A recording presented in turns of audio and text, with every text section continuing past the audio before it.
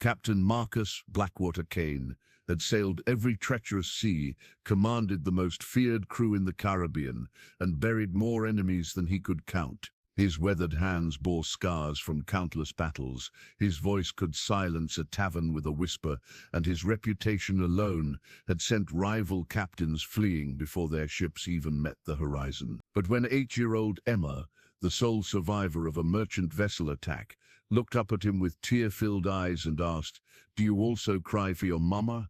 Something inside the hardened pirate captain shattered like glass against stone. For the first time in 20 years, the man who had never shown weakness felt his throat tighten and his vision blur. What happens when the most feared pirate on the 7 seas discovers that a child's innocent question can break through armor that no sword ever could? Before we jump back in, tell us where you're tuning in from, and if this story touches you, make sure you're subscribed, because tomorrow I've saved something extra special for you. The morning sun cast long shadows across the deck of the merchant vessel Sea Rose as Captain Kane's crew swarmed over the rails like hungry wolves. The attack had been swift and merciless, as all of Kane's raids were. No quarter given, no prisoners taken. That was the Blackwater way, and it had served him well for 2 decades of piracy on the Caribbean seas. Kane stood on the quarter-deck of his ship, the Crimson Vengeance, watching his men systematically strip the merchant vessel of anything valuable. Gold, silver, spices, fine cloth, all of it would be divided according to the ancient pirates' code that governed their brotherhood. His weathered face showed no emotion as screams echoed across the water, then gradually faded to silence. Captain First Mate Rodriguez called from the merchant ship's deck. "We've secured the cargo hold. Rich haul this time, enough to keep the crew happy for months." Kane nodded curtly. Rodriguez was a good man, loyal and efficient. He'd sailed with Kane for 8 years, ever since they'd pulled him from a sinking Spanish galleon. The crew respected Rodriguez almost as much as they feared their captain, and that balance of loyalty and terror had kept Kane alive in a world where betrayal was as common as morning tide. The screaming had stopped now. Kane's crew moved with practiced efficiency, hauling treasure chests and barrels of goods across the narrow gap between ships. They worked in silence, each man knowing his role in the deadly choreography of piracy. Take everything, leave nothing, disappear before the Royal Navy could respond. Sir Rodriguez appeared at Kane's elbow, his dark eyes troubled. "There's something you need to see." Kane followed his first mate across the gangplank to the Sea Road. The deck was painted red with blood, and bodies lay scattered like broken dolls. Captain Morrison, the merchant captain, lay sprawled beside his wheel, his final logbook still clutched in his cold finger. Kane had recognized Morrison, a decent man who'd tried to run legitimate cargo between the islands. Sometimes decent men died. That was the nature of their business. "Down here, Captain." Rodriguez led him toward the cargo hold. The ladder creaked under Kane's weight as they descended into the ship's belly. Sunlight filtered through the hatch above, creating a checkerboard of light and shadow on the wooden deck below. Crates and barrels lined the walls, most already broken open by his crew's searching hands. Behind the grain barrels, Rodriguez whispered, "We almost missed her." Kane's eyes adjusted to the dim light, and then he saw her, a small figure, huddled in the shadows, pressed against the ship's hull, like she was trying to disappear into the wood itself. 8 years old, maybe 9, with tangled blonde hair and a dress torn and stained with blood that wasn't her own. She clutched something against her chest, a cloth doll, its fabric darkened with what looked like dried blood. The doll's button eyes stared blindly into the darkness, and one arm hung by a thread, nearly severed from whatever violence had taken place above. "She was hiding when we came aboard," Rodriguez explained quietly. "Hasn't said a word. Won't let go of that doll." Kane approached slowly, his boots echoing in the confined space. The child's eyes followed his movement, wide with terror, but somehow still defiant.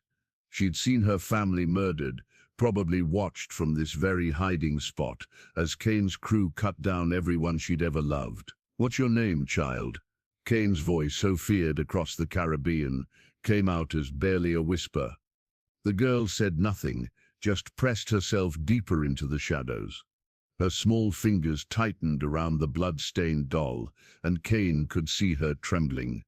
"Sir," Rodriguez moved closer. "What do we do with her? The code is clear about witnesses." Kane knew the code as well as any man alive. No witnesses, no survivors, no loose ends that could lead the authorities back to them. It was a harsh law, but it had kept his crew alive and free for 20 years of successful piracy. But looking at this small, terrified child, Kane found himself unable to speak the words that would seal her fate. Something in her eyes, not just fear, but a kind of stubborn courage that reminded him of someone from long ago. Someone he'd tried very hard to forget. "Bring her aboard," Kane heard himself saying. "She comes with us." Rodriguez stared at his captain in shock. "Sir, the crew won't understand. She's seen our faces, knows our ship. If the Navy catches her, the child comes aboard," Kane repeated, his voice carrying the tone that had ended 1,000 arguments. "That's an order." As they prepared to leave the Sea Rose to its watery grave, Kane caught one last glimpse of Captain Morrison's logbook, still clutched in the dead man's hand. The final entry, written in desperate haste, spoke of his precious cargo, not the gold and spices, but his daughter Emma, sailing with him for the first time to visit her grandmother in Port Royal. Emma, the child, had a name now, and somehow that made everything more complicated. The crew of the Crimson Vengeance gathered on deck as Kane emerged from the merchant vessel carrying the small, silent figure. Emma remained motionless in his arms, clutching her damaged doll against her chest, her eyes staring at nothing. The pirates parted like the sea before Moses, their weathered faces showing confusion and concern at this unprecedented sight. "Captain's lost his mind," muttered Briggs, the ship's cook, loud enough for others to hear. 20 years following the code, and now he breaks it for a slip of a girl. "Quiet your tongue, Briggs," Rodriguez snapped. But Kane could see the doubt in his first mate's eyes. The crew respected strength above all else, and mercy was often mistaken for weakness in their harsh world. Kane carried Emma to his private cabin, the most secure space on the ship. The room bore the accumulated treasures of 2 decades of successful piracy. Fine furniture stolen from Spanish governors, silk tapestries from captured merchantmen, and charts marking every hidden cove and safe harbor in the Caribbean.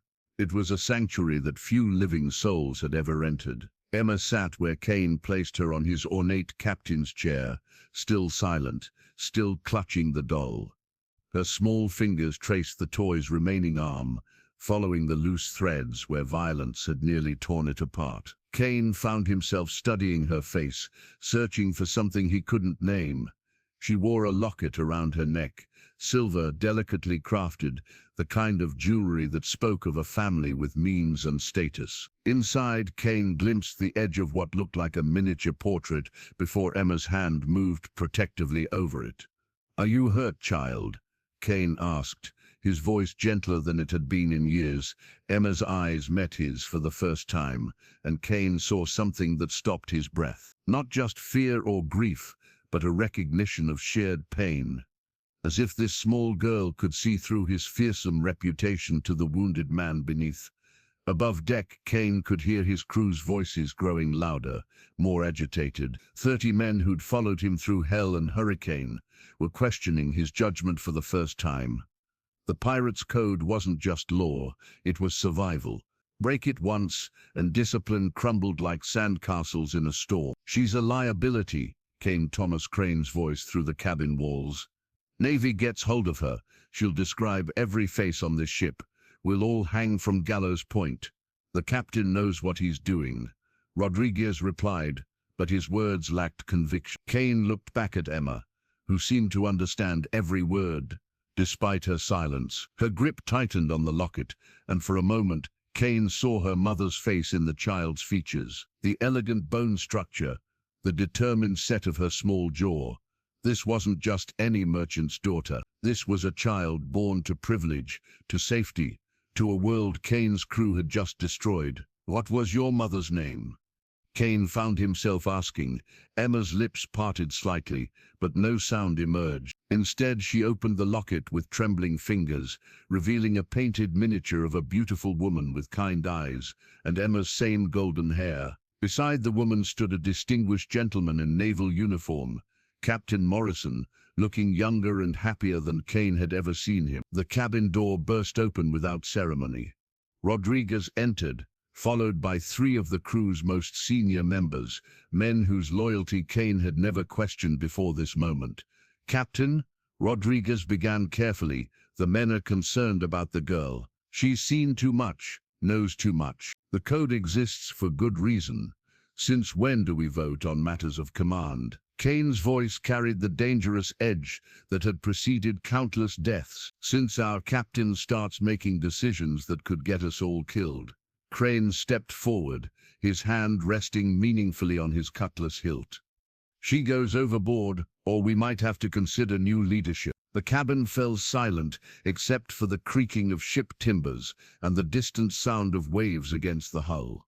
Kane's hand moved to his own sword, the legendary blade that had carved his reputation from the bones of his enemies. But Emma's small voice stopped him cold. "Please don't hurt him," she whispered, her first words since the attack. "He saved me." The pirates stared in shock.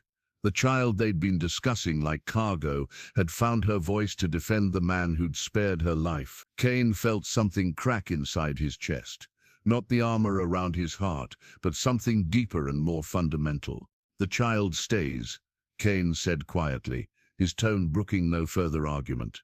"Anyone who has a problem with that decision can swim to shore and find a new crew." Rodriguez nodded slowly, understanding that their captain had drawn a line that could not be crossed. The other pirates backed down, but Kane could see the seeds of future trouble in their eyes.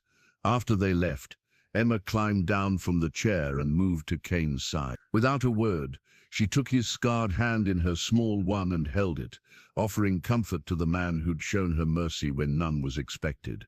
Kane stared down at this small act of trust and felt 20 years of careful emotional walls beginning to crumble. The familiar chaos of Tortuga Harbor greeted the Crimson Vengeance as she dropped anchor among dozens of other pirate vessels. The lawless port city sprawled along the coastline like a festering wound, alive with the sounds of drunken revelry, gambling disputes, and the occasional pistol shot that marked the end of someone's luck. Kane stood at the bow, his brass compass rose gleaming in the afternoon sun. The navigational instrument had been a gift from Maria 20 years ago, back when he'd been a different man with different dreams. Its intricate engravings caught the light as he turned it over in his weathered hands, remembering her voice as she'd pressed it into his palm. "So you'll always find your way back to me," she'd whispered on their last night together. But there had been no coming back. The Spanish garrison's surprise attack had left Maria and their unborn child buried in unmarked graves, while Kane escaped to sea with nothing but grief and a burning need for revenge. The compass had guided him through 20 years of piracy, but it had never brought him home. Emma emerged from the cabin, moving carefully across the unfamiliar deck. She'd barely eaten since coming aboard 3 days ago, speaking only when directly addressed and never straying far from Kane's presence. The crew gave her a wide berth, unsure how to behave around a child in their midst. "Where are we?" Emma asked, staring at the ramshackle buildings and crowded docks of Tortuga. "A place where decent folk don't venture," Kane replied, tucking the compass into his coat. "Stay close to me, child. There are men here who'd sell their own mothers for a bottle of rum." The docks teemed with cutthroats, smugglers and pirates from every corner of the Caribbean. Tortuga operated outside any nation's law, governed only by strength and the unspoken agreements that kept the various crews from slaughtering each other wholesale. It was the one place in the world where Kane could walk openly without fear of the Royal Navy's interference. Kane's boots echoed on the wooden pier as he made his way toward the cluster of taverns and brothels that formed Tortuga's commercial heart. Emma's small hand slipped into his, trusting him to navigate the dangerous crowds.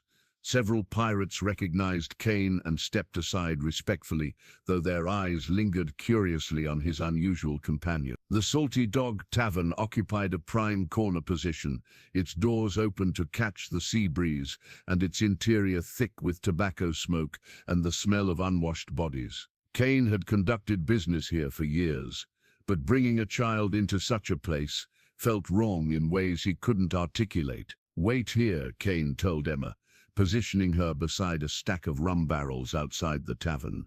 "Don't move, don't speak to anyone, and don't let go of that doll." Inside, the tavern's proprietor, One-Eyed McGillicuddy, waved Kane toward a corner table. The Irishman had lost his eye and 3 fingers to a Spanish cutlass, but his remaining hand still poured the best rum in the Caribbean. "Blackwater." "Kane," McGillicuddy boomed.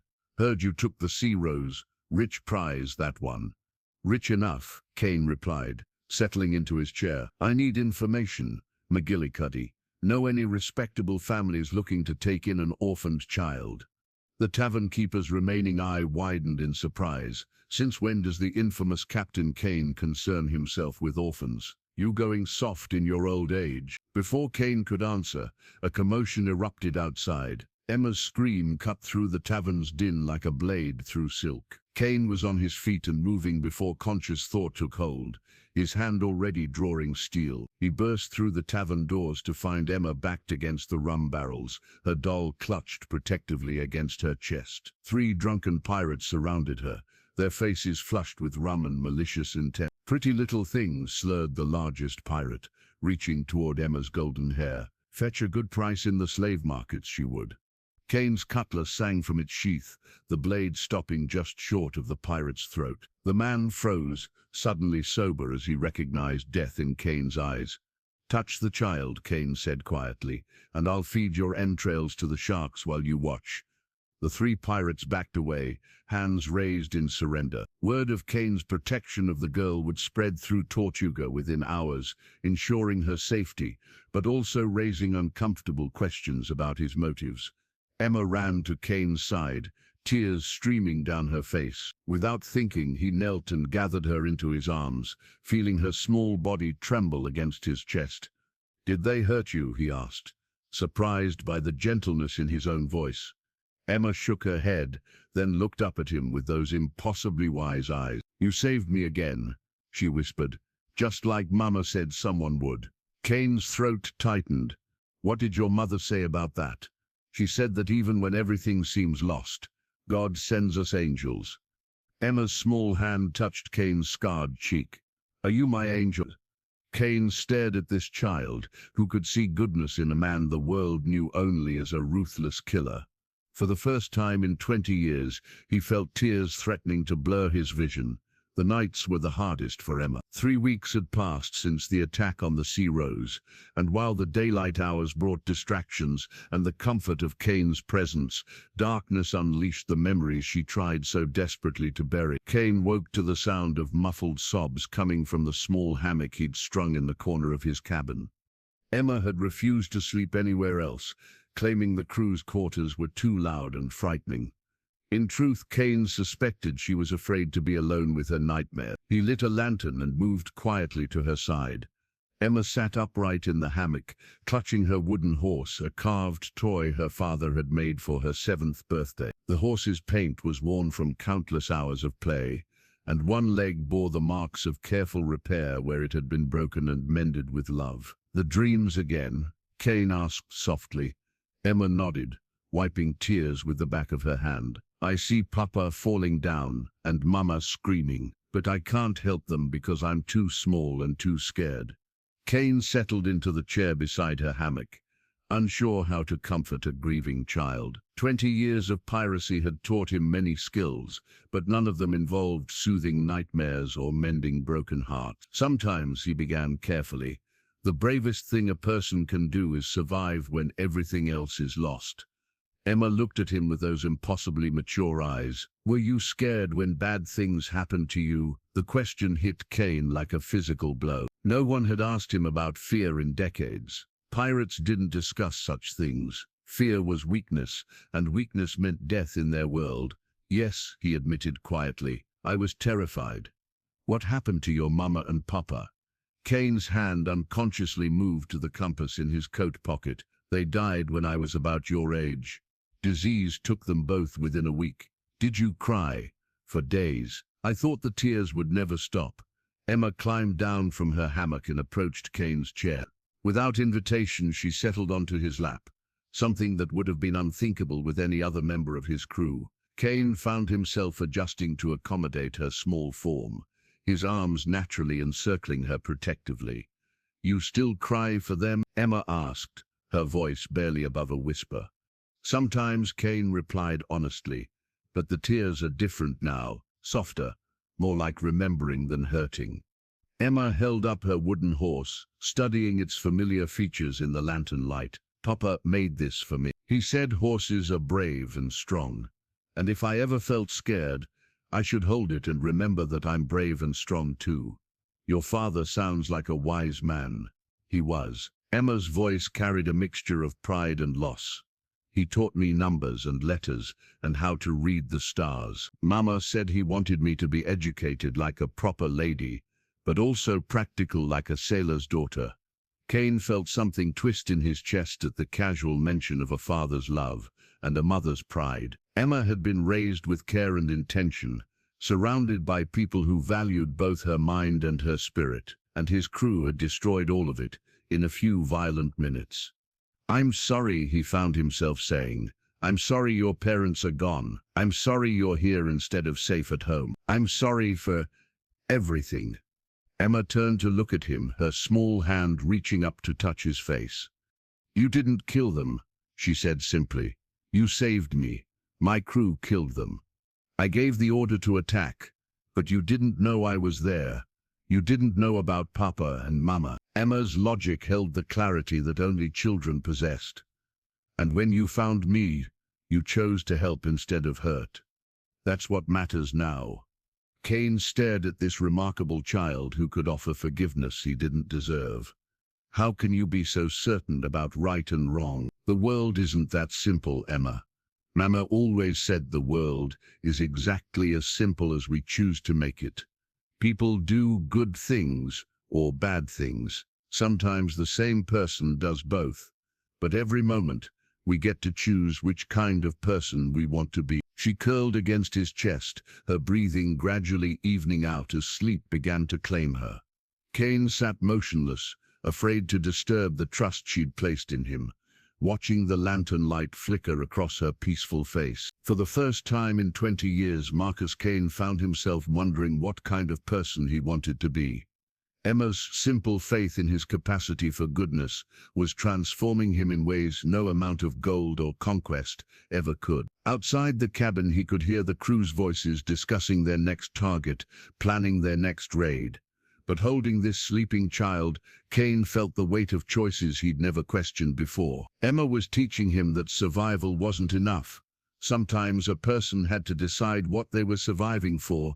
Rodriguez found Kane on the quarterdeck at dawn, watching Emma practice her knots under the instruction of old Pete, the ship's rigger. The child's concentration was fierce as she worked the rope through the complicated pattern Pete demonstrated, her small fingers surprisingly quick and sure. "She learns fast," Rodriguez observed, settling beside his captain.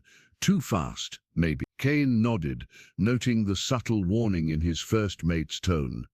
Rodriguez wore a black pearl earring in his left ear, a pirate tradition reserved for men who'd seen too much death and carried the weight of countless souls on their conscience. He'd earned the right to speak plainly to his captain. "The crew's talking, Marcus," Rodriguez continued, using Kane's first name, something he only did when serious trouble was brewing. "They're saying the girl's changing you, making you soft. And what do you think, old friend?" Rodriguez was quiet for a long moment, watching Emma successfully complete a bowline knot and beam with pride at Pete's approval. "I think 20 years ago, you would have slit a man's throat for suggesting you were going soft. Today, you're asking my opinion instead of ordering me to silence the talk." Kane's hand instinctively moved to his cutlass hilt, then stopped. Rodriguez was right. The old Kane would have made an example of whoever questioned his judgment, probably in front of the entire crew to reinforce his authority. But the thought of Emma witnessing such violence made him hesitate. "There's something else," Rodriguez said grimly. Words reached us about Captain Vex. He's been asking questions about the Sea Rose, specifically about survivors.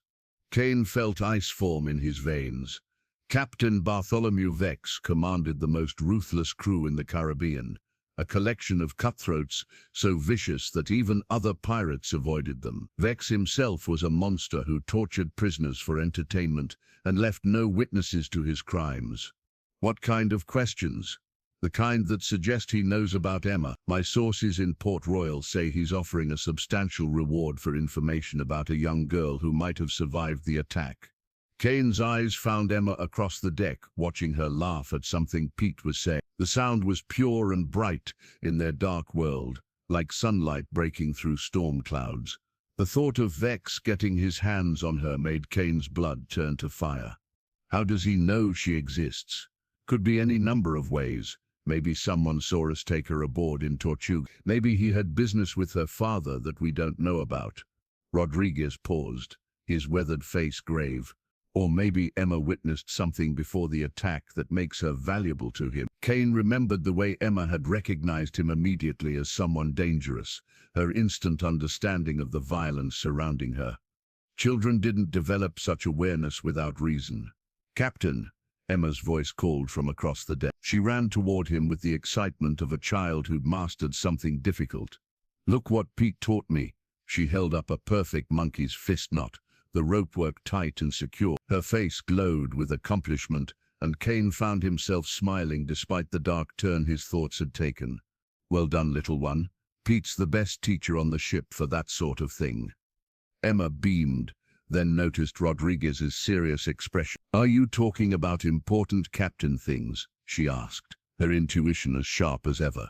Nothing you need to worry about, Kane said gently, though he met Rodriguez's meaningful look over her head. Papa always said that when grown-ups say not to worry, that's exactly when children should worry most. Emma's voice carried a wisdom that made both men uncomfortable. Is someone trying to hurt us? Kane knelt to her level, taking her small hands in his scarred one. I won't let anyone hurt you, Emma. Do you believe me?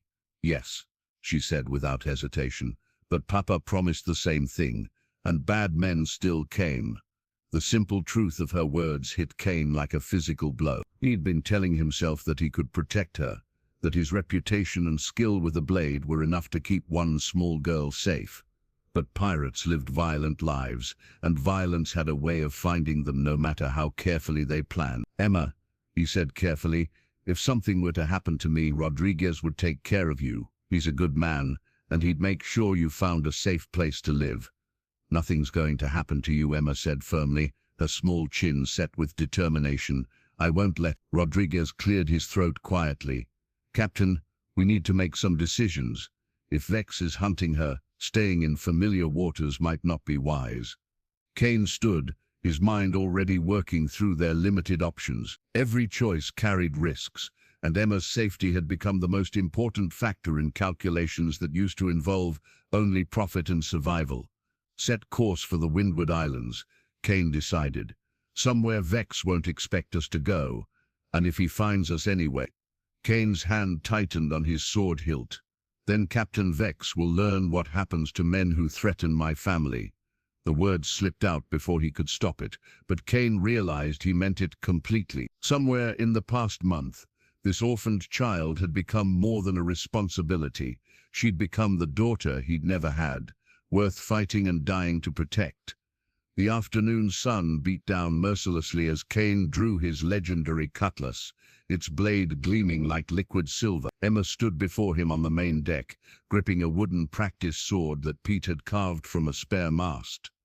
The crew had gathered to watch this unprecedented sight, their fearsome captain teaching swordwork to a child. First rule of survival, Emma, Kane said, adjusting her grip on the wooden blade. Never draw steel unless you're prepared to use it. Emma nodded solemnly, her small face intense with concentration. Over the past 2 months, aboard the Crimson Vengeance, she'd grown stronger and more confident, but Kane could still see shadows of grief in her eyes.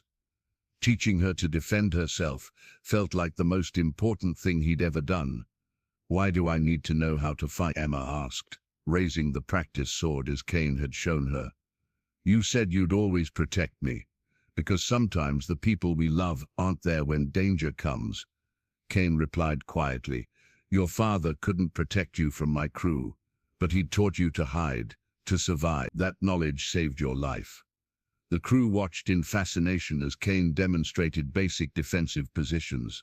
Some of them had served under him for over a decade, but they'd never seen their captain show such patience with anyone. His usual teaching method involved throwing new crew members into combat and letting them learn through trial and bloody error.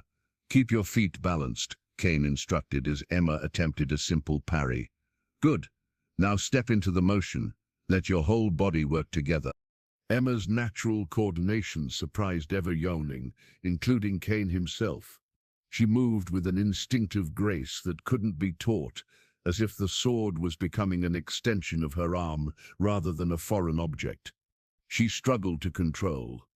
Old Pete spat over the rail and nodded approvingly. "Girl's got natural talent, Captain. Reminds me of you when you first came aboard the Seahawk all those years ago." Kane paused, remembering his own desperate youth. He'd been 15 when Captain Morrison, a different Morrison than Emma's father, had pulled him from a sinking fishing boat and given him a chance at life. The old captain had seen something in the half-drowned boy that others missed, just as Kane now saw potential in Emma that went far beyond her tragic circumstances. "Tell me about when you learned to fight," Emma said during a rest break, settling beside Kane in the shade of the mainsail. Kane took a long drink from his water flask, considering how much truth to share with her. "I was about your age when pirates killed my parents and burned our village. A captain named Morrison took me aboard his ship, but not out of kindness. He needed cabin boys, and orphans were cheap labor." "Was he mean to you?" "Cruel as winter storm," Kane admitted. "But he taught me that strength was the only thing that mattered in this world. The strong survive, the weak perish. I learned to be stronger than everyone around me." Emma studied his scarred hands, tracing the lines left by countless battles. "Is that why you became a pirate? To be strong?" "I became a pirate because I was good at it, and it kept me alive." Kane's voice carried the weight of decades spent justifying choices he'd never truly examined. "But lately I've been wondering if there might be other ways to be strong. Like protecting people instead of hurting them." Kane met her innocent gaze and felt something shift inside his chest. "Yes, like that." As the afternoon progressed, Kane shared stories of his legendary battles, though he carefully edited out the most brutal details. Emma hung on every word, asking questions that showed she understood the strategic elements of combat even at her young age. "Why did Captain Morrison spare you when other pirates just killed children?" Emma asked, as they practiced footwork. Kane hesitated, then decided she deserved honesty, "Because I reminded him of his own son, who died of fever the year before. Sometimes we save people not because we're good, but because we need to believe we can be good." "Is that why you saved me?" The question hung in the air between them like morning mist. Kane had been asking himself the same thing for weeks, trying to understand the impulse that had led him to spare Emma's life, when every practical consideration demanded otherwise. "Maybe," he said finally, "or maybe you saved me." Emma smiled, expression so bright and trusting that Kane felt his old cynicism crumble a little more. She raised her practice sword in a perfect defensive stance, ready to continue their lesson. "Again," she said with determination that reminded Kane of himself at her age. "Teach me how to be strong." As they resumed their practice, Kane realized he was teaching Emma more than sword work. He was showing her how to survive in a harsh world while keeping her humanity intact, something he'd failed to do for himself decades ago. But maybe with Emma's help, it wasn't too late to learn that lesson himself. The storm struck without warning, turning the Caribbean from azure calm to churning grey fury in the space of an hour. The crimson vengeance pitched and rolled like a child's toy as waves the size of houses crashed over her bow, sending torrents of seawater cascading across the deck. Kane gripped the ship's wheel with both hands, his weathered face streaming with rain and spray. 30 years of sailing had taught him to read the sea's moods, but this tempest had caught them all by surprise. The wind howled like a living thing, tearing at the sails and rigging with supernatural fury. "All hands on deck," Rodriguez bellowed over the storm's roar. "Secure the loose cargo and batten down everything that moves." Emma stood beside Kane at the wheel, her small hands gripping the brass ship's bell that had been salvaged from Kane's very first vessel, the merchant ship he'd captured 28 years ago, when he was barely more than a boy himself. The bell bore the inscription Maria's Grace, named for the woman he'd loved and lost.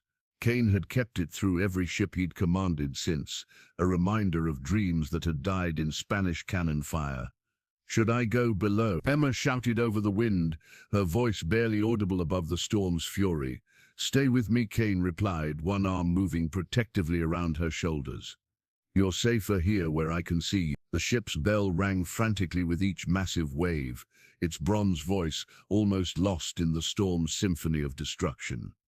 Emma's grip tightened on the metal, and Kane saw something remarkable in her young face. Not fear, but fierce determination to help however she could. A massive wave crashed over the port side, sending Rodriguez sliding across the deck until Briggs caught him before he could be swept overboard. The cook's strength saved the first mate's life, but the near disaster reminded everyone aboard how quickly the sea could claim them all. Captain Thomas Crane fought his way across the pitching deck. "The forward mast is cracking. If we don't take down the mainsail, we'll lose the whole thing." Kane assessed the situation with the split-second judgment that had kept him alive for 3 decades. The mainsail was their primary power source, but in winds this strong it was also a liability that could tear their ship apart. "Cut the mainsail loose," Kane shouted. "Save what rigging you can, but get that canvas off before it kills us all." The crew moved with practiced efficiency despite the chaos.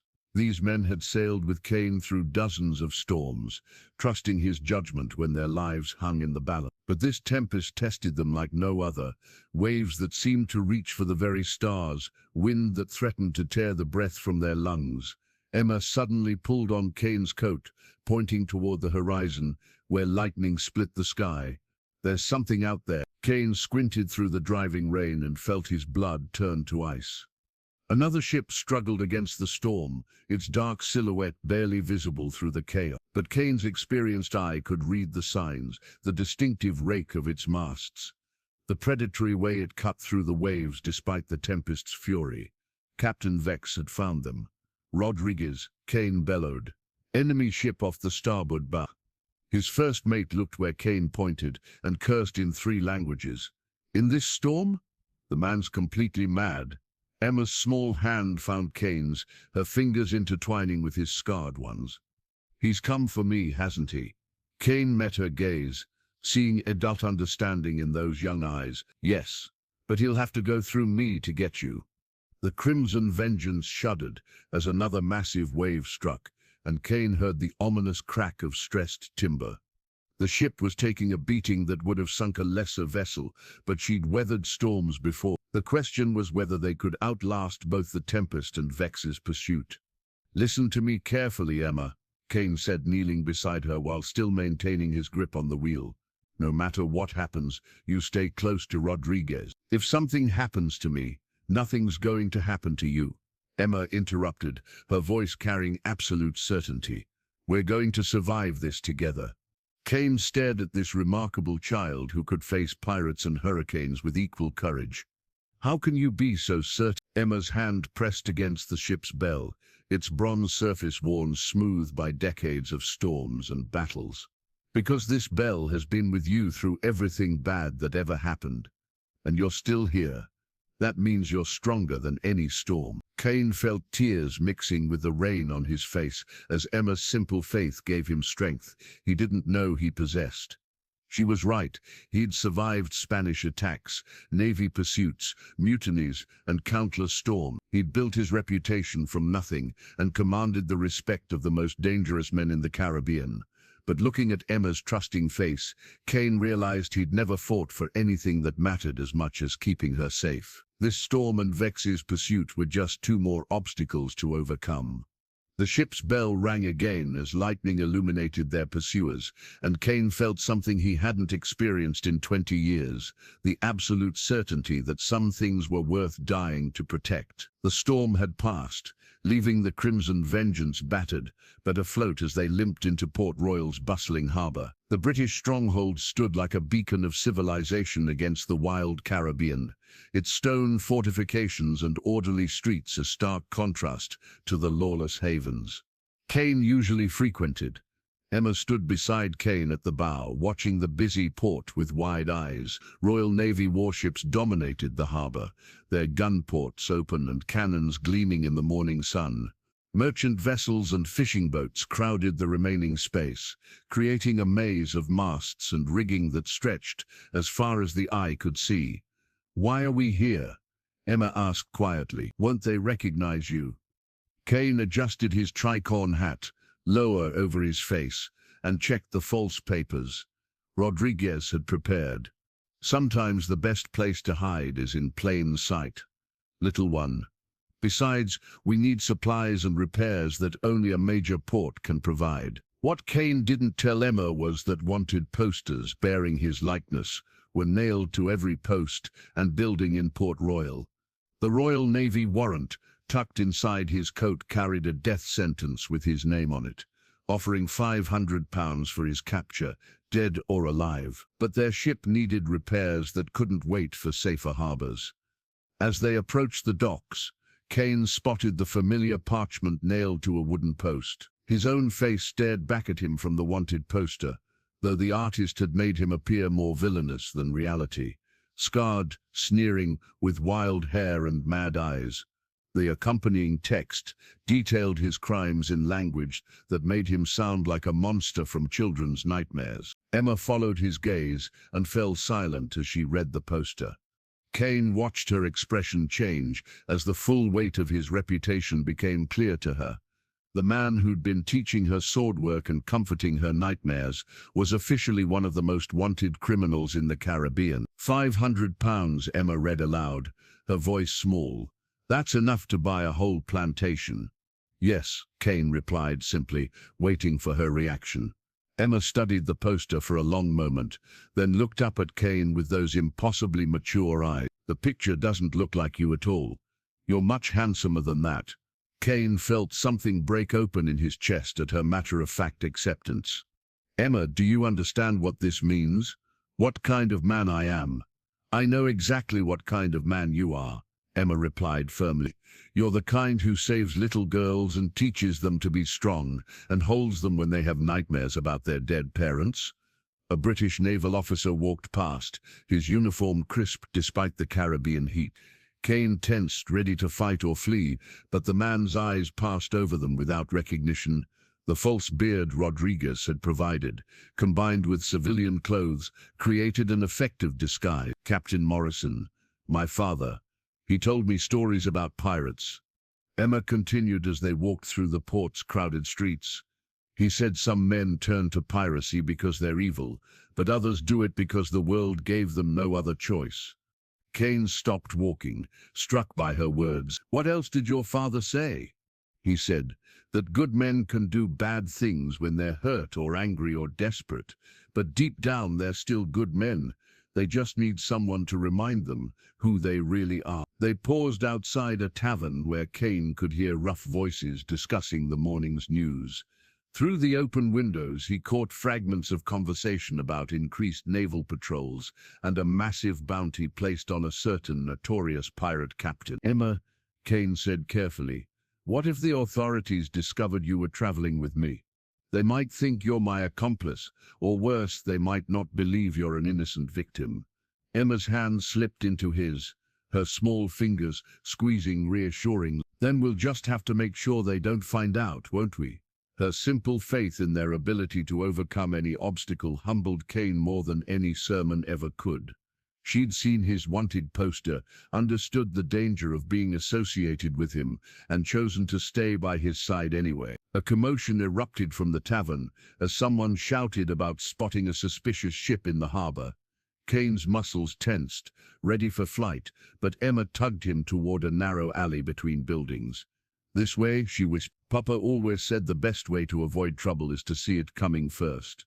As they slipped through the shadows, Kane marveled at this child who'd learned to navigate danger with the instincts of someone twice her age. She'd lost her innocence the day his crew attacked her father's ship, but she'd gained something equally valuable, the wisdom to see beyond surface appearances to the truth underneath. "Emma," Kane said as they emerged onto a quieter street, "aren't you afraid of what people would say if they knew you were traveling with Blackwater?" "Kane," she looked up at him, with absolute certainty. "I'm not traveling with Blackwater, Kane," she replied. "I'm traveling with Marcus, the man who saved my life and became my family." Kane realized that this child had given him something more precious than any treasure he'd ever stolen, the chance to be seen as the man he could be, rather than the monster he'd become. Back aboard the Crimson Vengeance that evening, Kane called his crew together on the main deck. The ancient pirate's code scroll lay spread across a wooden crate, its yellowed parchment bearing the sacred laws that had governed their brotherhood for over a decade. The scroll's elaborate script detailed rules written in blood and enforced by death: no quarter for enemies, no mercy for traitors, and above all, no witnesses to their crimes. Emma sat nearby, her legs dangling from a coil of rope as she listened to the men debate her presence aboard their ship. Her innocent questions over the past months had begun to challenge assumptions the crew had never thought to examine. "The code is clear," growled Thomas Crane, pointing to the relevant passage. "Article 7 states that no civilians shall be allowed aboard a pirate vessel for longer than necessary to ransom or dispose of them. The girl's been with us for 3 months. Rodriguez shifted uncomfortably, his loyalty to Kane warring with his respect for the laws that had kept their crew alive. "The code exists for good reasons, Captain. It's protected us from the kind of complications that destroy other crews." Kane studied the scroll, remembering the night they'd all signed it in their own blood, a brotherhood forged in violence and sealed with sacred oaths. Every man present had sworn to uphold these laws above all other considerations, including personal feelings or individual conscience. "What if the code is wrong about some things?" Emma asked quietly, her young voice cutting through the tension like a blade through silk. The crew fell silent, shocked by her audacity. No one questioned the code. It was as immutable as the tides, as sacred as any religious text. "Child," old Pete said gently, "the code ain't something that can be wrong. It's the foundation of everything we are." Emma slipped down from her perch and approached the scroll, studying its archaic language with the same intensity she'd shown when learning swordwork. "But it was written by people, wasn't it? And people can make mistakes, especially if they're scared or angry when they're making rules." "The code has kept us alive for 20 years, Crane insisted. "It's not about right or wrong, it's about survive." "But what if you could survive and still be good people?" Emma asked, her finger tracing the harsh words on the parchment. "What if there was a way to be strong without being cruel?" Kane watched his crew grapple with concepts they'd never considered. These men had lived by a philosophy that viewed mercy as weakness and compassion as deadly liability. But Emma's presence had forced them all to confront uncomfortable questions about the choices they'd made. "She's got a point," admitted Briggs, the ship's cook. "Some of these rules, well, they've made us do things that sit heavy on a man's conscience." Rodriguez looked troubled. "The code about witnesses, it's saved our necks more times than I can count. But it's also meant killing people who never did us any harm." Emma walked to Kane's side, her small hand resting on his arm. "Could we write a new code? One that keeps you safe but doesn't make you hurt innocent people?" The suggestion hung in the air like gunpowder smoke. Changing the sacred code was tantamount to revolution. It challenged the very foundation of their identity as pirates. "What would you suggest, little scholar?" Kane asked, genuinely curious about her thoughts. Emma's eyes lit up with the enthusiasm of someone presented with a fascinating puzzle. "Well, you could still defend yourselves and take treasure from enemy ships. But maybe you could let innocent people go instead of, and you could share some of your wealth with people who need help, like widows and orphans." Robin Hood pirates, Pete chuckled, despite himself. "Steal from the rich, give to the poor. Why not?" Emma replied seriously. You're already the strongest, bravest men on the sea. Think how much stronger you'd be if people saw you as heroes instead of monsters. Kane felt something shift in his chest as he considered her words. The crew he'd built was indeed formidable, but they were also isolated, hated and hunted by every legitimate authority. Emma was suggesting they could keep their strength while transforming their reputation. The girl makes sense, Rodriguez said slowly. We've made plenty of enemies following the old code. Maybe it's time to consider making some friends instead. Crane shook his head violently. This is madness. The code has worked for centuries. You can't just change fundamental laws because a child suggests it. Why not? Emma asked, with devastating simplicity. If the laws aren't working anymore, shouldn't you change them? Kane looked around at his crew, men who'd followed him into hell itself, now wrestling with questions of morality and purpose they'd never allowed themselves to consider. Emma had done more than survive aboard their ship. She'd begun to transform them from the inside out. We'll put it to a vote, Kane decided. All those in favor of revising the code to reflect our evolved perspectives. One by one, hands rose around the circle, not unanimously. Crane and two others remained opposed, but the majority had spoken. Emma clapped her hands together in delight. Can I help write the new rules? I have lots of ideas about being good and strong at the same time. Kane looked down at this remarkable child who'd convinced a crew of hardened pirates to question their most sacred beliefs, and he realized she'd given them something more valuable than any treasure, the possibility of redemption. The attack came at dawn, when most honest men were still abed and the Caribbean waters lay calm as glass. Kane woke to the thunder of cannon fire and Rodriguez's urgent shouts echoing across the deck. Through the cabin windows, he could see the distinctive black sails of Captain Vex's ship, the Bone Collector, bearing down on them like a harbinger of death. Emma sat up in her hammock, instantly alert, despite the early hour. It's him, isn't it? The man who's been hunting us. Kane was already reaching for his weapons, his movements sharp with deadly purpose. Stay in the cabin, Emma. No matter what you hear, don't come on deck until I call for you. But this is not a discussion, child. Promise me. Emma's eyes were wide with fear, but she nodded solemnly. I promise. But Marcus, be careful. Kane paused at her use of his first name, then kissed her forehead quickly before rushing to join his crew. On deck, chaos ruled as his men prepared for battle. The Bone Collector had closed to within cannon range, her crew visible as dark silhouettes against the morning sky.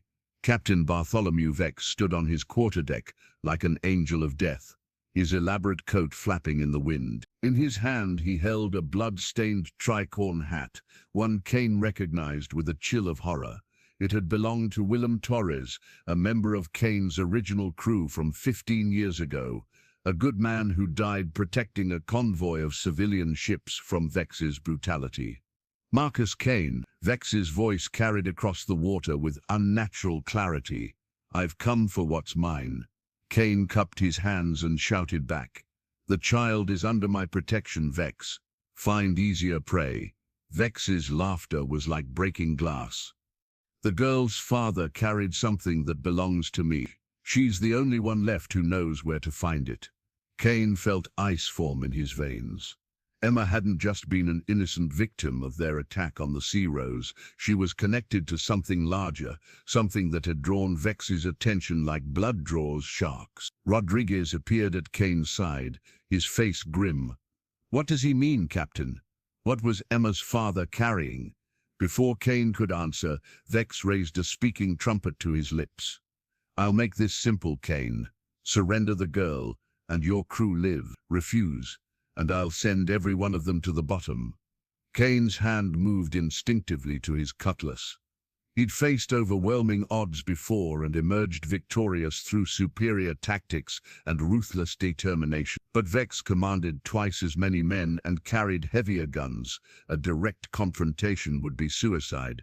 Captain, called old Pete from the rigging, their gun ports are open. Looks like 36-pounders, maybe more. Kane assessed their situation with the cold calculation that had kept him alive for 3 decades. The Crimson Vengeance was faster and more maneuverable, but outgunned and outnumbered. In open combat they'd be destroyed within minutes. But Kane hadn't survived this long by fighting fair. "Hard to starboard," Kane commanded. "Full sail, we're running for the reef." "Sir?"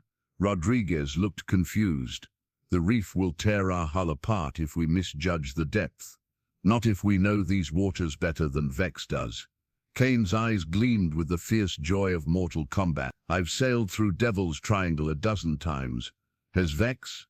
The Crimson Vengeance heeled over as she came about, her sails filling with wind as they raced toward a line of jagged coral that marked the boundary between deep water and certain death. Kane had memorized every rock and current in these treacherous waters during his years of using the reef as a hideout.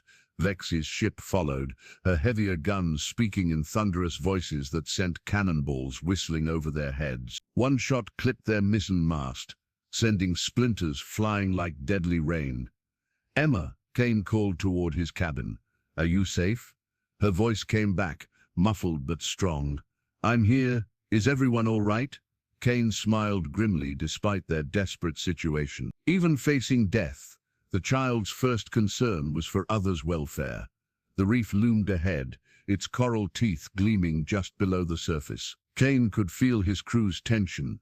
One miscalculation would rip their ship's belly open and send them all to the bottom. But as they threaded between the deadly spires of coral with inches to spare, Kane heard a grinding crash from behind them. Vex, unfamiliar with these waters, had misjudged his approach.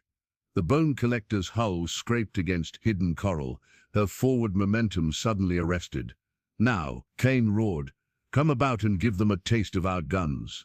As the Crimson Vengeance wheeled around to face her trapped enemy, Kane realized this battle would determine more than just their survival. Emma's safety, his crew's loyalty and his own chance at redemption all hung in the balance. But looking at the determined faces of his men, Kane felt something he hadn't experienced in years, absolute certainty that some things were worth fighting for, no matter the odds. Kane's rage was a living thing, burning through his veins like molten metal as he swung across the gap between ships. The bone collector lay trapped against the coral reef, her crew scrambling to repair the damage to their hull, while Kane's men poured over the rails like avenging angels. This was the Marcus Kane of legend, the phantom who had terrorized the Caribbean for 20 years. His cutlass sang through the morning air, cutting down Vex's men with surgical precision. Every stroke was calculated, every movement deadly efficient. The crew of the Crimson Vengeance followed their captain's lead, fighting with renewed purpose now that they understood what they were protecting. Emma watched from the cabin window despite Kane's orders, her small face pressed against the glass as she witnessed her protector's legendary skill. She'd heard stories of Blackwater Kane's prowess in battle, but seeing it firsthand was both terrifying and magnificent. This was the man who'd chosen mercy over his own nature when he found her in that cargo hold. "Where is she, Vex?" Kane roared as he cut his way across the enemy deck, leaving bodies in his wake. "Where's the child's father's cargo?" Captain Vex met him near the mainmast, his own blade flashing in the sunlight. He was younger than Kane, faster perhaps, but he lacked the older pirate's experience and cold fury. Vex fought with cruel precision, but Kane fought with the desperate strength of a father protecting his daughter. Their blades met in a shower of sparks, steel ringing against steel in the deadly dance of single combat. Around them the battle raged between their crews, but Kane's focus had narrowed to this single moment, this one enemy who threatened everything he'd come to value. "The girl's father stole something from me," Vex snarled between sword strokes, "documents that could destroy half the merchants in the Caribbean. She's the only one who knows where they're hidden." Kane's blade found its mark, opening a red line across Vex's cheek. What document? What was Captain Morrison carrying? Vex pressed his attack, forcing Kane back toward the ship's rail. Evidence of corruption, bribery, illegal slave trading. Her precious Papa was supposed to deliver them to Port Royal, but the old fool tried to double-cross me instead. Kane felt pieces of a larger puzzle clicking into place. Emma's father hadn't been just any merchant. Captain, he'd been carrying evidence that could topple some of the most powerful men in the Caribbean. That's why Vex had been so determined to find her. The child doesn't know anything, Kane shouted, parrying a particularly vicious thrust. She was just traveling with her father. She knows more than she realizes, Vex replied with a cruel smile. Her father's seal ring contains a cipher key. Without it, the documents are worth. Kane's blood turned to ice as he remembered Emma's constant fidgeting with something in her pocket, something she'd kept hidden since the day they'd found her. Her father's ring, the one thing she'd managed to save from that terrible death. With a roar of fury, Kane unleashed the full extent of his legendary skill.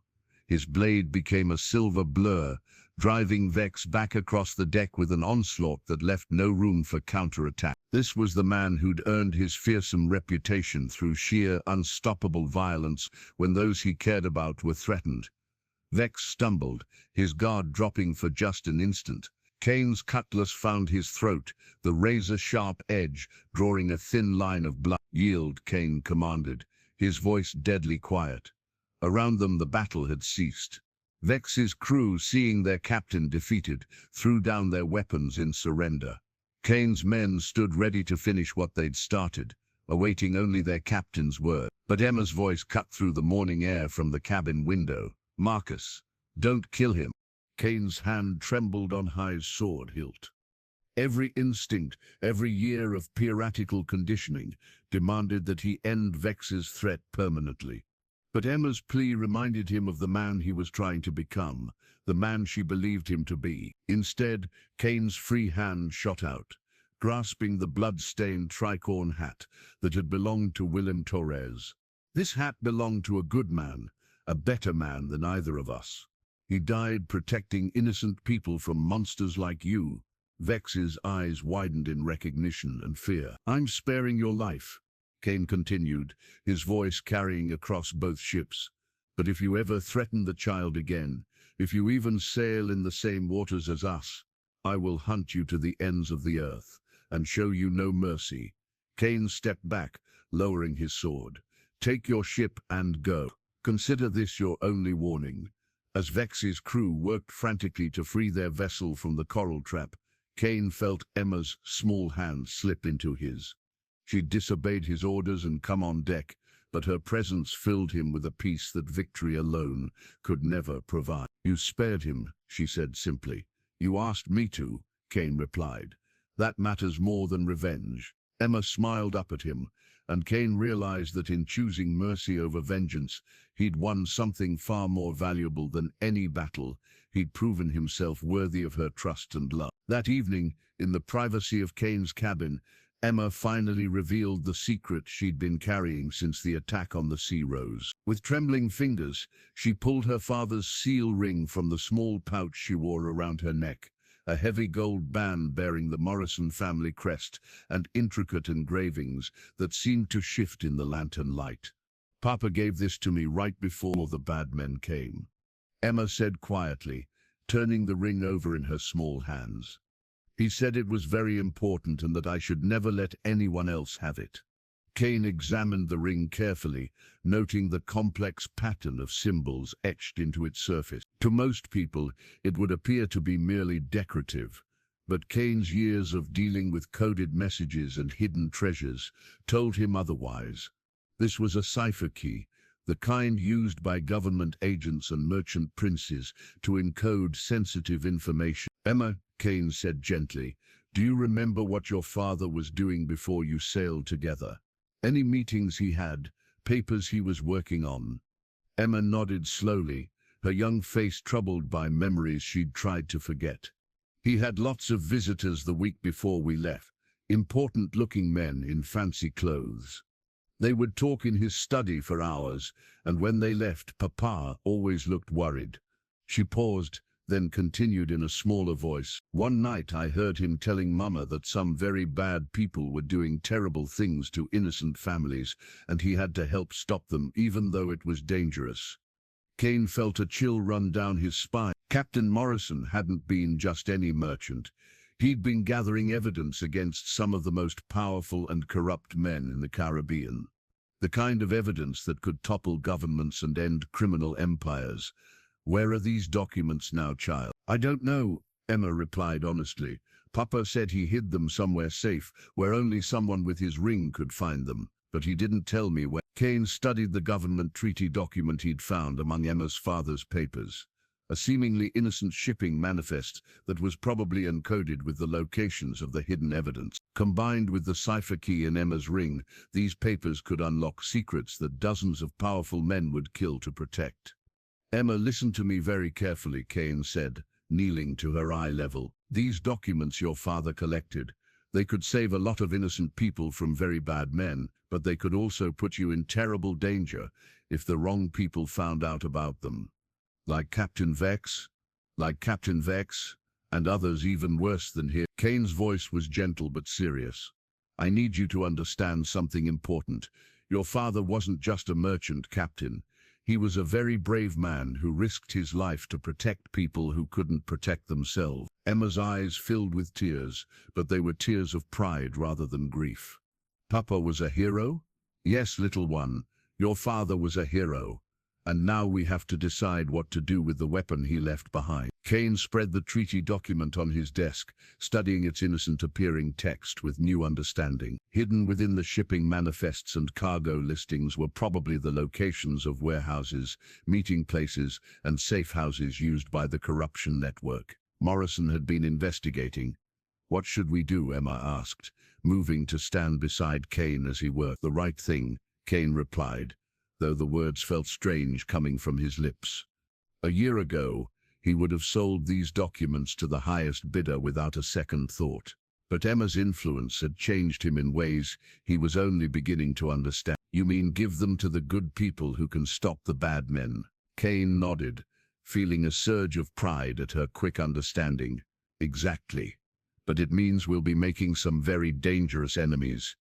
Men with enough gold to hire armies and enough influence to turn entire governments against us. Emma was quiet for a long moment, then looked up at Kane with absolute certainty.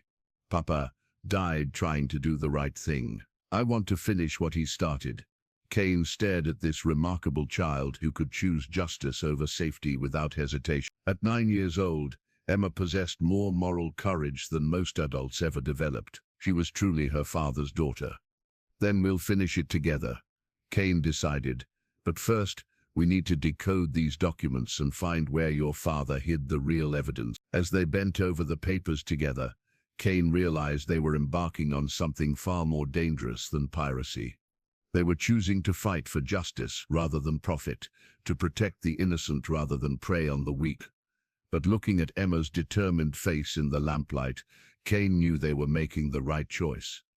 Her father's sacrifice would not be in vain, and the corruption that had claimed so many innocent lives would finally be exposed. For the first time in his life, Marcus Kane was fighting for something greater than his own survival. He was fighting for the kind of world Emma deserved to inherit. The island appeared on the horizon like a green jewel set in turquoise waters, its pristine beaches unmarked by human habitation. Kane had discovered this hidden sanctuary 5 years ago and used it as his private retreat, the one place in the Caribbean where he could escape the constant pressure of command and the weight of his reputation. Emma stood beside him at the bow.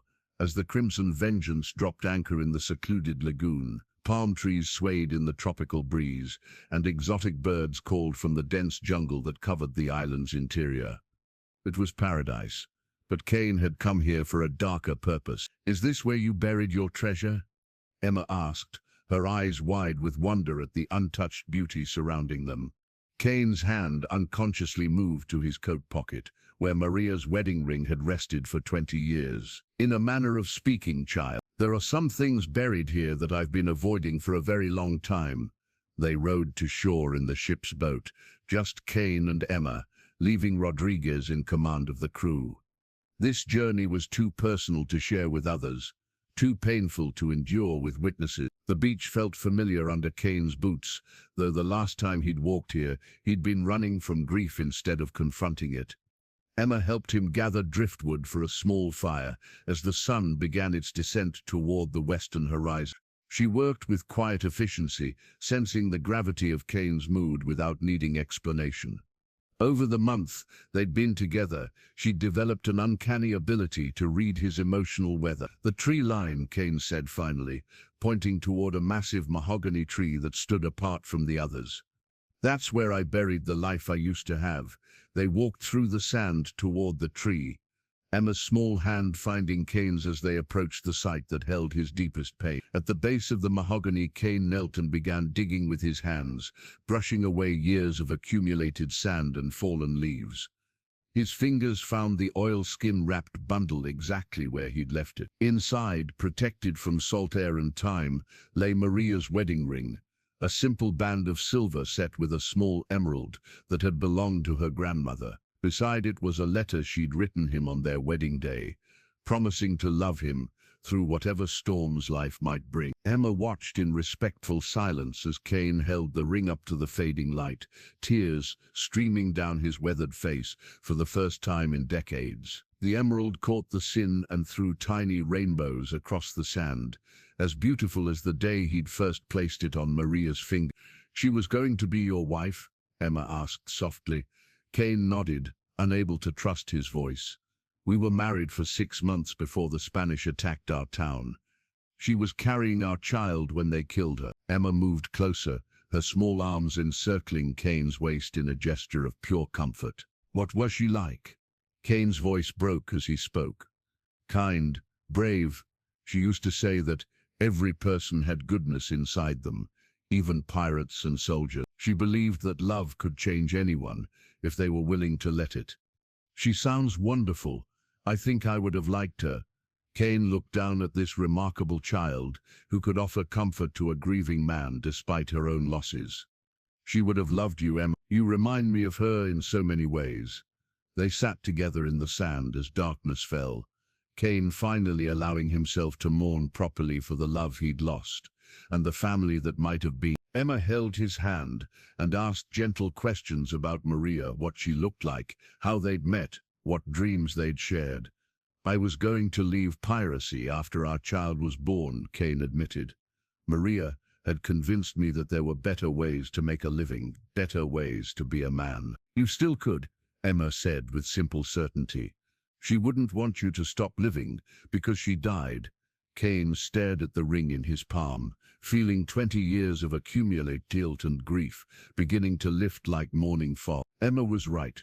Maria would have wanted him to find happiness again, to become the man she'd believed he could be.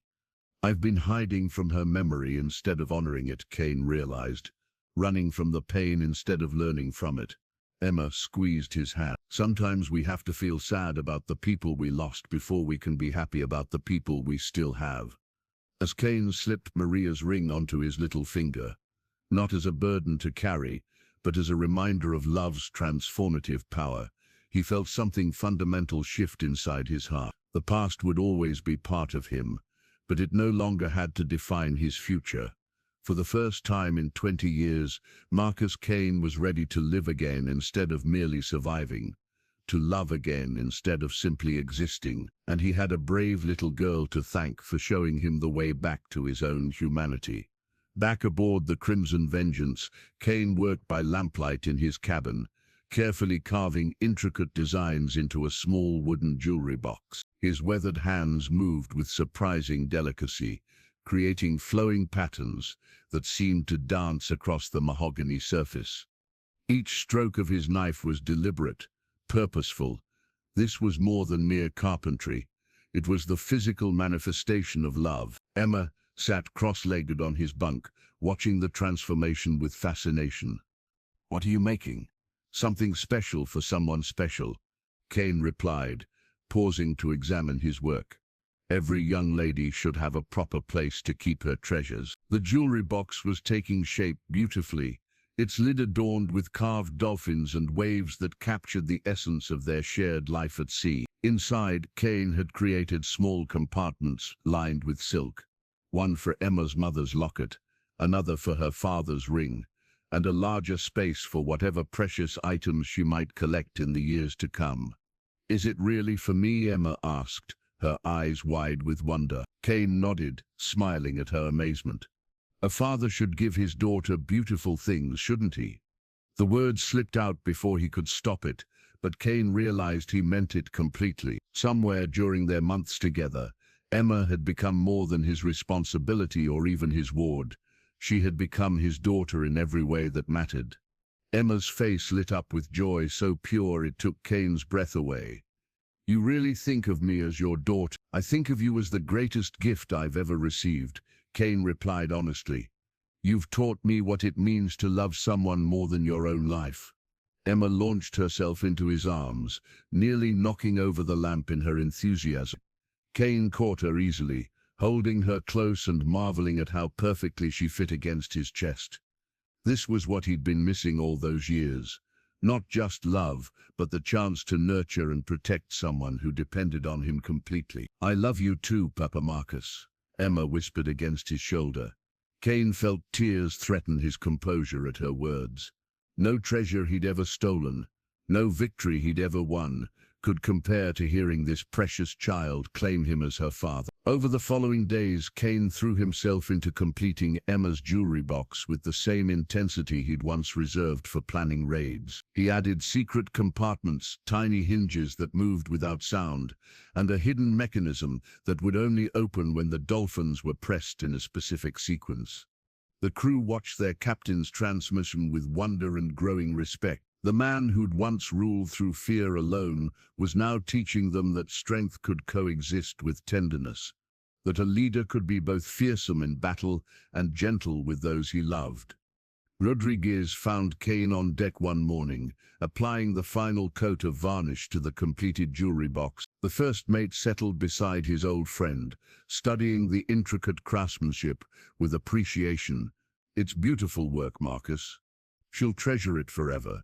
"I hope so," Kane replied, buffing a tiny imperfection from the surface. "I want her to have something to remember that she was loved." Rodriguez heard the uncertainty in his captain's voice. "You're thinking about the future, aren't you? About what happens when this life becomes too dangerous for a child?" Kane nodded, unable to voice his fears aloud. Every day Emma spent aboard a pirate ship increased the danger to her safety. Eventually, he would have to choose between his love for her and his responsibility to protect her. "She's changed us all," Rodriguez continued. "Made us better men than we thought we could be. Maybe it's time to consider whether we want to be pirates forever, or if we want to be something else." The crew had been discussing this possibility for weeks, the chance to use their skills for legitimate purposes, to transform themselves from predators into protectors. Emma's influence had shown them that redemption was possible, even for men who'd lived by violence for decades. "What would we become?" Kane asked. "Whatever we choose to be. Merchant sailors, naval officers, even farmers if that's what makes us happy. The important thing is that we choose together, as a family." Kane looked at the jewelry box in his hands, then at the crew working around him. These men had followed him through hell and hurricane, and now they were willing to follow him into an uncertain but hopeful future. "A family," Kane repeated softly, testing the word on his tongue. "I like the sound of that." Emma appeared at his side, drawn by some instinct to witness this moment of transformation. Kane handed her the completed jewelry box, watching her face light up with wonder as she traced the carved dolphins with her fingertips. "It's the most beautiful thing I've ever seen," she breathed. "Thank you, Papa Marcus." As Emma carefully placed her treasures in their new home, Kane realized he'd built more than a jewelry box. He'd created a symbol of the family they'd chosen to become, and the love that would bind them together no matter what storms lay ahead. The Royal Navy frigate appeared on the horizon, flying flags of truce, her pristine white sails stark against the morning sky. Kane watched through his spyglass as the warship approached, noting her disciplined crew and the gleaming cannons that spoke of serious military purpose. This wasn't a hunting expedition, this was a diplomatic mission. Emma stood beside him at the rail, her hand resting protectively on the jewelry box that now held her most precious possessions. "Are they here to arrest you?" "I don't think so, child.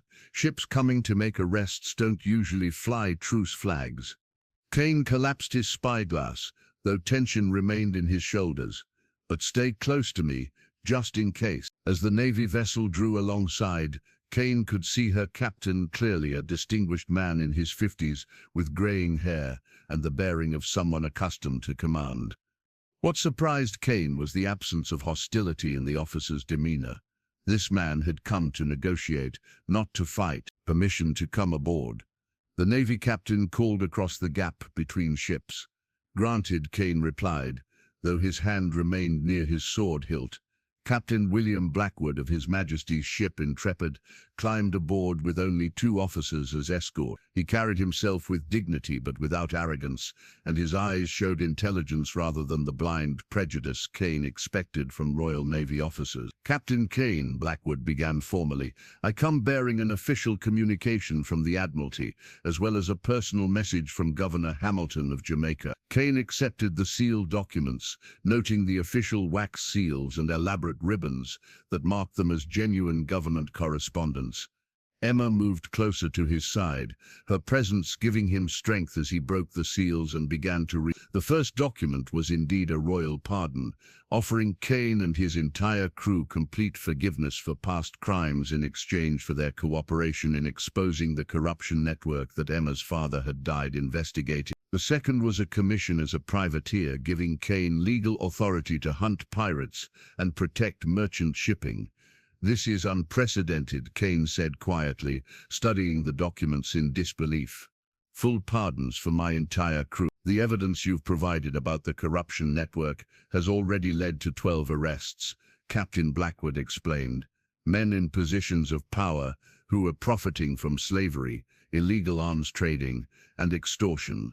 Your cooperation has saved countless innocent lives." Emma tugged on Kane's coat, her eyes bright with excitement. "Does this mean you won't be criminals anymore?" Blackwood smiled at her directness. "That's exactly what it means, young lady. Your father's courage and your own bravery have helped expose some very bad men." Kane felt overwhelmed by the implications. After 20 years as a hunted criminal, the chance at legitimate redemption seemed too good to be true, but the documents were authentic, bearing the personal signature of the king's representative. "There are conditions," Blackwood continued. "You would operate under Admiralty authority, hunting pirates and protecting civilian shipping. Your commission would be reviewed annually based on performance and conduct." Rodriguez appeared at Kane's shoulder, having been summoned to hear this momentous news. The first mate's face showed the same mixture of hope and disbelief that Kane felt. "What about the crew?" Rodriguez asked. "Not all of them will want to serve the crown. Any man who wishes to leave would receive a small pension and safe passage to any port of his choosing," Blackwood replied. "Those who stay would serve as legitimate sailors with full legal protection." Kane looked around at his crew, seeing wonder and possibility in faces that had known only violence and uncertainty for years. These men had followed him through hell, and now he was being offered the chance to lead them into something better. "There's one more thing," Blackwood added, producing a smaller document. "A personal gift from Governor Hamilton." Kane unfolded the paper and felt his breath catch. It was a deed to a small estate on Jamaica's north coast. A house with land enough for farming or legitimate business, a place where a man could raise a family in peace and safety. Emma read over his shoulder, her voice filled with wonder. "A real house, with gardens and everything." Governor Hamilton felt that a man of your particular skills deserved the chance to live quietly, if he so chose, Blackwood explained. "The estate comes with no obligations beyond those any citizen would have." Kane stared at these documents that represented everything he'd thought was forever beyond his reach: respectability, security, a legitimate future for Emma. But more than that, they represented the world's acknowledgement that even pirates could change, could become something better than their past crimes. "I need to discuss this with my crew," Kane said finally. Blackwood nodded understandingly. "Of course, we'll await your decision." As the Navy captain returned to his ship, Emma slipped her hand into Kane's. "What will you choose, Papa Marcus?" Kane looked down at this remarkable child who'd transformed his life through love and faith, then at the crew who'd followed him from darkness toward light. The choice, he realized, was already made. 6 months later, Captain Marcus Kane stood on the quarterdeck of his newly commissioned vessel, the Redemption, watching the sun rise over Caribbean waters. He now patrolled as a legitimate officer of the Crown. The ship was smaller than the Crimson Vengeance, but faster and more heavily armed, designed specifically for hunting the pirates who still terrorized merchant shipping throughout the islands. Kane's new captain's commission rested in the breast pocket of his naval uniform, the official document bearing the King's seal and Governor Hamilton's personal signature. The transformation from pirate to privateer had been remarkably smooth, aided by his crew's enthusiasm for their new role as protectors rather than predators. Emma sat on a coil of rope nearby, her wooden horse in one hand and a leather-bound journal in the other. At 10 years old, she had become the unofficial chronicler of their adventures, recording their encounters with pirates and their efforts to protect innocent travelers. Her writing had improved dramatically under the tutelage of the ship's new chaplain, a reformed pirate named Father Miguel, who joined their crew seeking his own redemption. "Contact off the starboard bow," called Rodriguez from the crow's nest. "Looks like a merchant vessel under attack." Kane raised his spyglass, quickly assessing the situation. A Spanish treasure galleon was under assault by 2 pirate sloops, their black flags flying proudly as they poured cannon fire into the larger vessel's hull. Smoke rose from the galleon's deck, and Kane could see figures moving frantically as the crew tried to repel boarders. "This is what we trained for, men," Kane called to his crew. "Battle stations, we're going to save those people." The transformation in Kane's tactical approach was remarkable. Where once he would have planned to take maximum treasure with minimum risk to his own men, now he focused entirely on protecting the innocent victims. His years of piratical experience made him uniquely qualified to outthink and outmaneuver the criminals they hunted. Emma moved to the safety of the cabin as Kane had taught her, but she watched through the windows as her adopted father demonstrated the tactical brilliance that had made him legendary. The Redemption approached the battle like a shark smelling blood, using the wind and current to maximum advantage. "Fire as your guns bear," Kane commanded as they swept between the attacking pirates and their victim. The Redemption's cannons spoke in perfect sequence, their shots precisely aimed to disable rather than destroy. Kane's crew had learned to fight with honor, to give quarter when asked, to protect prisoners, and to minimize casualties even among their enemies. It was a harder way to fight, but it was the right way. The first pirate sloop, caught completely off guard by this unexpected intervention, tried to flee but found her mainmast shattered by Kane's accurate gunnery. The second vessel attempted to fight, but her captain quickly recognized the tactical situation was hopeless against an opponent who knew all the tricks he might attempt. Within 30 minutes, both pirate vessels had surrendered, their crews taken prisoner for transport to Port Royal's courts. The Spanish galleon, though damaged, was saved with all hands alive. Her captain, Don Carlos Mendoza, rowed across personally to thank his rescuers. "Captain Kane," Don Carlos said in heavily accented English, "I know your reputation from the old days. To see you now fighting for justice instead of profit, it gives me hope that any man can change his path if he has the courage." Kane felt a surge of pride at those words. The respect of honest men meant more to him now than the fear of his enemies ever had. "We all deserve the chance to become better than our past mistakes, Don Carlos." Emma emerged from the cabin once the danger had passed, running to Kane's side with excitement bright in her eyes. "You saved them all. Every single person on that ship is alive because of what you did." Kane lifted her easily, settling her on his hip as he surveyed the results of their intervention. 23 merchant sailors and passengers who would return safely to their families. 2 pirate crews who would face justice instead of continuing their predatory career. It wasn't the massive treasure hauls of his piratical days, but the satisfaction was far deeper and more lasting. "This is what your father died for," Kane told Emma quietly. "This is what he wanted, a world where innocent people could travel safely without fear of men like I used to be." Emma hugged him tightly, her small arms encircling his neck. "Papa would be proud of both of us," she said with absolute certainty.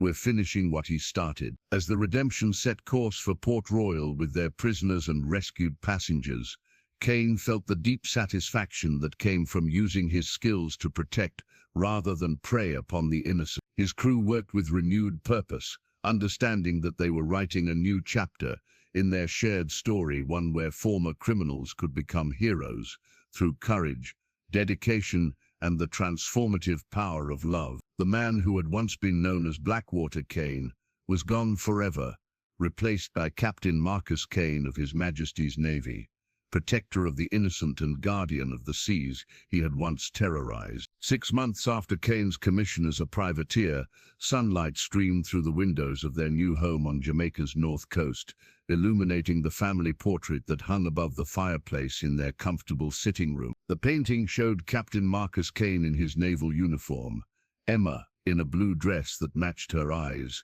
and surrounding them, the faces of their chosen family, Rodriguez, Old Pete, Briggs, and the other former pirates who had chosen redemption over their old life. Emma, now 11 years old and growing into a remarkable young woman, sat at the writing desk Kane had built for her, working on her lessons with the dedication that would have made her father proud. The wooden horse her father had carved for her sat nearby, no longer a desperate comfort, but a cherished reminder of the love that had shaped her early years. Kane entered carrying a steaming cup of tea, setting it beside Emma's books before settling into the chair that had become his favorite spot for their evening conversations. Through the open windows they could hear the peaceful sounds of their estate workers tending the gardens, horses moving in the pasture, and the distant sound of waves against the shore. "How were your studies today?"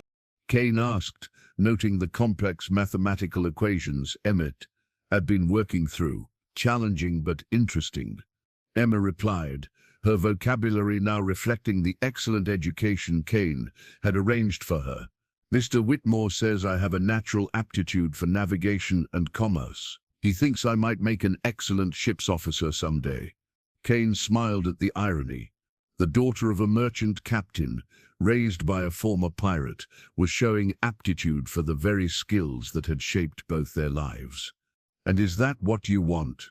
A life at sea?" Emma considered the question with the same thoughtfulness she brought to all important matters. "I want to help people the way you do now, whether that's at sea or on land, doesn't matter as much as making sure I'm doing something worthwhile." Kane felt his heart swell with pride at her answer. Emma had grown into exactly the kind of person her father had hoped she would become, intelligent, compassionate, and determined to make the world better through her choices. The sound of hoofbeats in their driveway announced the arrival of their weekly visitor. Rodriguez, now serving as Kane's first mate aboard the Redemption, rode up to their front door with the easy familiarity of family returning home. "Good evening, Captain," Rodriguez called as he dismounted. "Emma, you look more like your beautiful mother every day." Emma beamed at the compliment, then rushed to embrace Rodriguez as he entered their home. The former pirate had become like an uncle to her, bringing news from their naval adventures and stories from the wider world. "How did the patrol go this week?" Kane asked as they settled into their evening routine. 3 merchant vessels escorted safely to Port Royal, 1 pirate sloop captured off the Windward Islands, and a rather interesting proposal from the Admiralty, Rodriguez replied, producing an official-looking document. "They want to expand our operations, give us a small fleet to command." Kane read through the proposal, noting the substantial increase in responsibility and authority it represented. They were offering him command of an entire anti-piracy squadron, recognition that his unique background and tactical skills made him invaluable in protecting Caribbean shipping. "What do you think?" Kane asked Emma, showing her the document. Emma read carefully, her young mind grasping the implications immediately. "It means you could save even more people, protect even more families from losing what we lost." Kane nodded, impressed as always by her insight. "It would also mean more time at sea, less time here at home." "But you'd be doing important work," Emma replied without hesitation. "And I could sail with you during school holidays, couldn't I? Help with the navigation and record-keeping." Kane exchanged a meaningful look with Rodriguez. Emma's eagerness to participate in their mission of protection and redemption reminded them both why they had chosen this path. As evening settled over their estate, the three of them sat on the front porch watching the sunset paint the sky in brilliant oranges and purple. Kane's rocking chair, gift from the crew when they'd moved to land, creaked gently as he held Emma close to his side. "Papa Marcus," Emma said quietly, using the name that still made Kane's heart sing. "Do you remember when I asked if you cried for your mama?" "I remember," Kane replied, his voice soft with emotion. Emma looked up at him with eyes that held all the wisdom of her young years. "Do you still cry for your mama?" Kane considered the question, thinking of Maria and the love that had been lost, then of Emma and the family that had been found. "Sometimes," he said honestly, "but now I also smile for you and for Rodriguez, and for all the people we've been able to help. The sadness is still there, but it's balanced by so much joy." Emma snuggled closer against his chest, content in the knowledge that love could heal even the deepest wounds, and that families could be built from the most unlikely circumstances. As stars began to appear in the darkening sky, Captain Marcus Kane held his chosen daughter and felt the profound peace that comes from a life transformed by love.